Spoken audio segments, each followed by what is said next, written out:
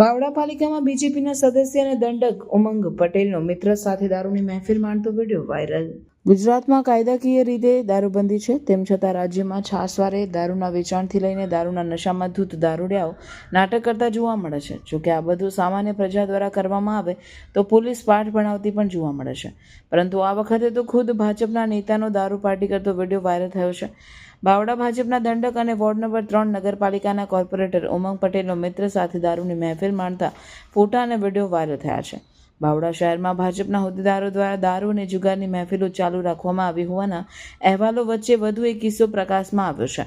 તાજેતરમાં ભાજપ શાસિત બાવળા નગરપાલિકાના કોર્પોરેટર દીપકભાઈ ભટ્ટ જુગાર રમતા અને નશાની હાલતમાં પોલીસ દરોડામાં ઝડપાયા હતા. ત્યારે હવે બાવળા નગરપાલિકાના વોર્ડ નંબર 3ના સભ્ય અને ભાજપના દંડક ઉમંગભાઈ પટેલનો દારૂનો પાર્ટી કરતો વિડીયો વાયરલ થયો છે. વાયરલ થયેલ આ વિડીયો બાવળામાં આવેલા ઉમિયા પાર્ટી પ્લોટમાં દારૂની પાર્ટી કરતા હોવાનું જણાઈ રહ્યું છે.